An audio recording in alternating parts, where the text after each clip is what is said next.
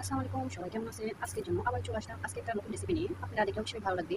যে যেখানে আছেন সবাই আমার ভিডিওটা দেখবেন। এখানে আমি 10 পিস গরুর মাংস নিয়ে নিলাম। আজকে আমি এই মাংস দিয়ে ধাবা বানাবো। আপনারা সবাই রেসিপিটা দেখবেন। দিয়ে দিচ্ছি 1 চামচ জিরার গুঁড়ো, 1 চামচ মরিচের গুঁড়ো, 1 চামচ হলুদের গুঁড়ো। দিয়ে দিচ্ছি আধা চামচ লবণ, লবণ আপনারা স্বাদ মতো ইউজ করবেন। দিয়ে দিব 1 চামচ আদা বাটা, দিয়ে দিচ্ছি 1 চামচ রসুন বাটা, দিয়ে দিচ্ছি এলাচ, তেজপাতা, জয়ফল, লং, 4টে পেঁয়াজ কুচি, দিয়ে দিচ্ছি গোলমরিচের গুঁড়ো, দিয়ে দিচ্ছি 1 চামচ গরম মশলা। এখানে আমি আর কোনো প্রকার ইউজ করবো না। এটা নাম হচ্ছে গোয়া। এটা আমি এখন রান্নাতে বসাবো। এখন আমি মাংসটা বসালাম। মাংসটা যেন তাড়াতাড়ি হয়ে যায়। মাংসটা এখন আমি রান্না করে নেব।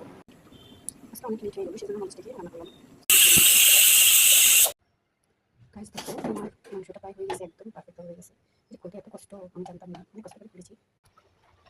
আমার স্টিক করে আমার রান্নাটা কমপ্লিট, কারণ খুলতে লাগে একটু অনেক হয়ে যাবে। আজকে আমাকে আমার বাসায় করে করেছি, সেজন্য আমি থেকে রান্না করলাম। এখান থেকে মাংসগুলোকে আমি এক এক করে নিয়ে যাচ্ছি অন্য একটা পাত্রে। এখানে আমি একটা কড়াই বসালাম, ওখানে মধ্যে আমি তেল দিয়ে দেবো। তেলটা আমি ভালো করে গরম করে নিচ্ছি। দেখেন আমি একটা পিস করে দিচ্ছি।